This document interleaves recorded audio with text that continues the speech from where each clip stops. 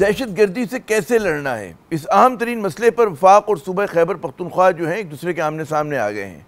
वफाकी वज़ीर मुमलिकत तलाल चौधरी ने वज़ीर आला सुहेल आफरीदी को नाबालिग और बचगाना सोच का फ़र्द करार दे दिया। प्रेस कॉन्फ्रेंस से खिताब करते हुए तलाल चौधरी साहब ने कहा कि जी दहशत गर्दों का हर सूरत में जो है कला कुमा किया जाएगा। सुहेल बुजदार लगाया गया है, दनिस्ता लगाया गया है, सोच समझ के लगाया है।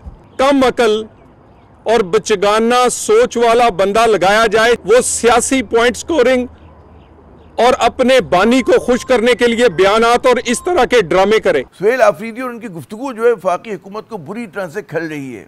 यह आज मुतवातिर दूसरा दिन है कि जी तलाल चौधरी साहब जो हैं उन्होंने सुहेल आफरीदी को तनकीद का निशाना बनाया। इससे पहले वज़ीर इत्तलात से लेकर वज़ीर दिफा और नून लीग के कई अहम रहनुमा जो हैं सुहेल आफरीदी को वज़ीर आला बनाए जाने पर बरहम नजर आए और बाज़ ने तो ये दावा भी किया था कि जी उन्हें वज़ीर आला नहीं बनने देंगे, लेकिन वफाकी हुकूमत जो है वो सुहेल आफरीदी को वज़ीर आला बनने से ना रोक सकी और अब वफाक और सूबे की जो दरमियान है माज आराई बढ़ती नज़र आपको आ रही है। गुज़िश्ता रोज़ वज़ीर आला सुहेल आफरीदी साहब ने बड़ा इल्ज़ाम लगाया कि इनके सूबे में दहशत गर्दी की वापसी जो है वफाकी हुकूमत की गलत पॉलिसी की वजह से हुई है। उन्होंने ये भी कहा, बल्कि शिकायतन कहा कि जी वफाक जो है खैबर पख्तूनख्वा को दहशत गर्दी के खिलाफ लड़ी जाने वाली जंग के जो है फंड समेत दीगर आईनी हकूक नहीं दे रहा। उन्होंने वफाक की तरफ से पुरानी बुलेट प्रूफ गाड़ियाँ वापस करके भी जो है वफाकी वज़रा को काफ़ी नाराज़ किया है। बुलेट प्रूफ गाड़ियाँ जो आउटडेटेड थी और एक्सपायर हो चुकी थी, परसों इंटीरियर मिनिस्टर साहब ने जो है वो हमारी पुलिस के लिए तोहफे में दी हैं। फैसला कर दिया है कि उनको ये हम वापस करेंगे इंशाअल्लाह ताला। खैबर पख्तूनख्वा की पॉलिसी खैबर पख्तूनख्वा की आवाम और खैबर पख्तूनख्वा की हुकूमत तय करेगी। कोई बंद कब्रों के फैसले हम नहीं मानेंगे इंशाअल्लाह ताला। तहरीक इंसाफ ने वफाक की दहशत गर्दी के खिलाफ हिकमत अमली पर जो है पहली मरतबा तनकीद नहीं की और तहरीक इंसाफ ही नहीं बल्कि मुल्क की कई दीगर हिज़्ब इख्तिलाफ की अहम जमातें जो हैं उनको शहबाज हुकूमत की हिकमत अमली पर तहफ़्फ़ुज़ात हैं, एतराज़ात हैं जो दहशत गर्दी के खिलाफ लड़ी जाने वाली जंग के लिए कोई एक नेक शगुन नहीं है। आखिर दहशत गर्दी जैसे अहम तरीन मामले पर कौमी इत्तफ़ाक़ राय क्यों नहीं?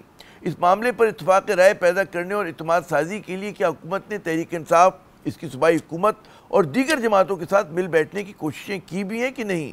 ये बड़ा अहम सवाल है।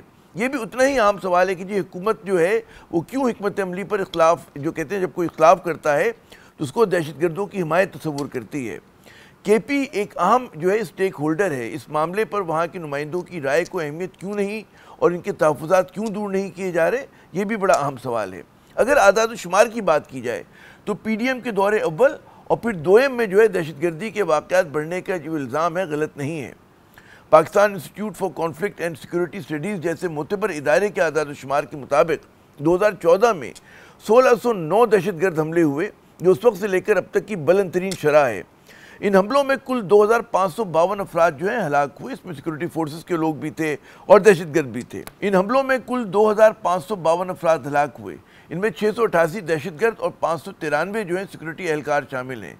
इसके बाद से दहशतगर्दी के वाक़यात में 2019 तक जो है मुसलसल कमी आई। 2019 में दहशतगर्दी के वाक़यात घटकर जो हैं 159 रह गए थे। 2020 में दहशतगर्दी में जो है 266 हलाकतें हुई जो गुज़िश्ता 11 बरस में कम तरीन शरह रही। लेकिन 2022 से हम देखते हैं कि जी दहशतगर्दी के वाक़यात में तेज़ी से इजाफा हुआ। 2022 में 380 हमले हुए जिसमें 539 जो हैं हलाकतें हुई। 2023 में इसी तरह 645 हमले हुए, 976 हलाकतें हुई, जबकि 2024 में 908 हमले और 1158 हलाकतें हुई हैं।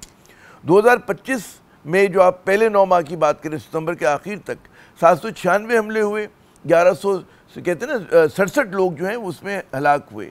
अक्टूबर का महीना हमने देखा बहुत खूनी रहा, बड़े दहशतगर्दी के इसमें वाक़यात भी हुए और उसके नतीजे में फिर पाकिस्तान और अफ़गानिस्तान या अफ़गान तालिबान और पाकिस्तान जो है एक दूसरे के सामने जो है आके खड़े हो गए।